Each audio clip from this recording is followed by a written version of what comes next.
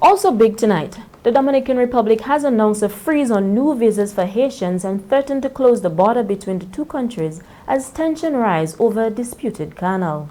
President Louis Abinader issued the order on Monday, citing construction work on a Haitian canal that Dominican officials say will divert water from the Massacre River, which runs in both countries. The announcement is the latest chapter in a long history of friction between the two countries, which share the same island of Hispaniola but are split by ethnic, linguistic, and cultural divisions. In an unusual complication, it remains unclear who authorized work on the canal in Haiti. The Dominican government said it believes Haitian citizens are acting unilaterally to build a waterway without the approval of the local officials. In Monday's statement, the Dominican government framed the situation as an indication of the instability on the other side of the border.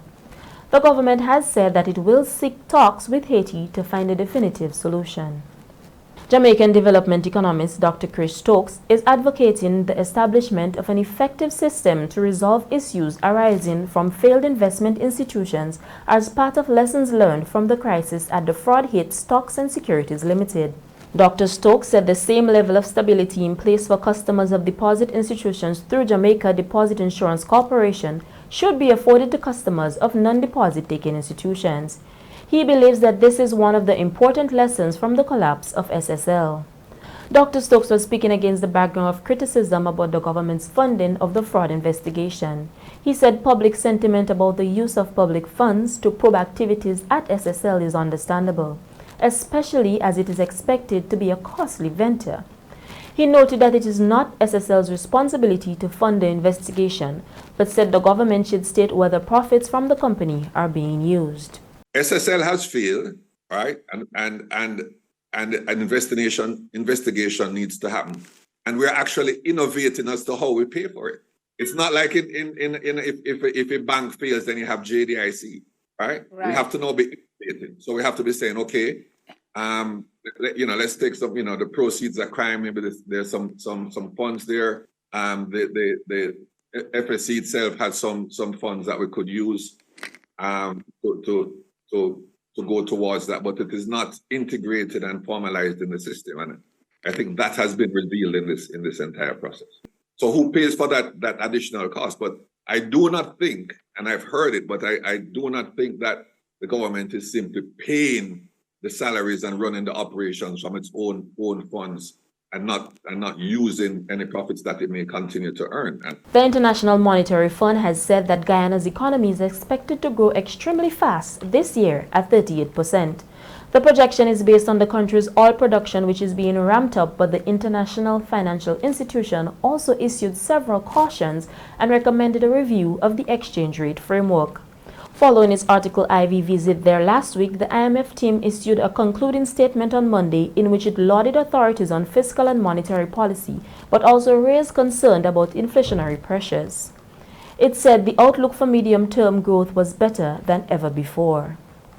Nurses at a Jamaican hospital staged a protest on Monday following an attack on one of their colleagues who was struck in the head by a stone thrown by a mentally ill man on Sunday night.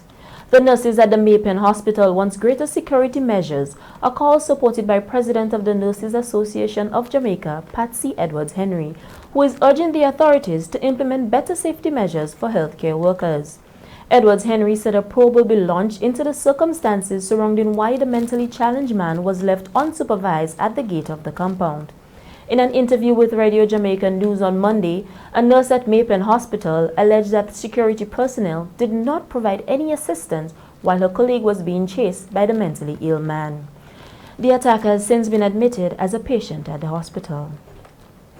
A brand of backpack is creating a stir in Jamaica with calls for it not to be allowed in schools, with the National Parent-Teacher Association of Jamaica asserting that parents need to learn what is right and wrong for their children. The Duns branded backpacks became a topic of discussion amid the stance taken by one principal to prevent students wearing the backpacks from entering classrooms. NAPTAJ President Stuart Jacobs supports the stance. We will need to have a revaluation of our society. We are accepting too much. We are being too tolerant with certain things. Because you know why? We have too much vices. We have too much vices opposing. You have this a group, that the group, all kind of group opposing. And it's always about the right and the right. We must think of the right of the value that has brought us this far for how much years. And in the last couple of years, 15 years or so, 20 years, our society has degraded into what it is now, where a parent would even think of sending their child to school with a bag like that. However, Jamaicans for Justice is concerned that the immediate banning of the backpacks could result in children being denied the right to education. JFG's Executive Director, Michael Jackson, explained that the bags would have to be replaced, and this will come at an economic cost to parents. And parents who are unable to afford a new bag may choose to keep their children at home. He maintains that his position perhaps would be to prevent the child from entering the classroom until the parent arrives.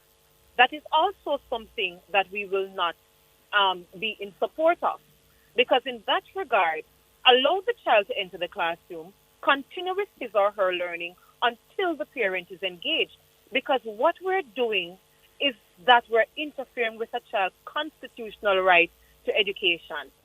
That perhaps if this bag were to ever come up for sale, a child will take a step back and say, okay, is this bag for me?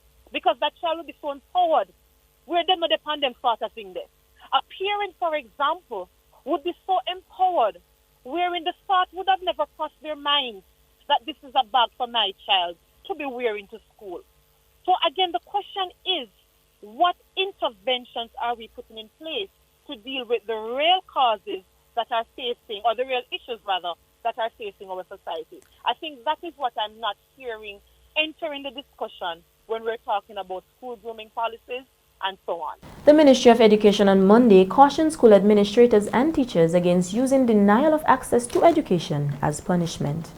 Police in Tobago are actively investigating an incident at a secondary school after it was reported that a student was injured at home after she consumed a marijuana brownie at the school last Friday. Speaking on the Tobago Updates morning show on Monday, Sergeant Jordan Joseph said the report was currently being actively investigated. He said officers would continue to do their part in the fight against teenage drug use as part of the police anti-drug program, but parents, teachers, and social workers also need to pay attention to the behavior of students. This is Primetime Caribbean.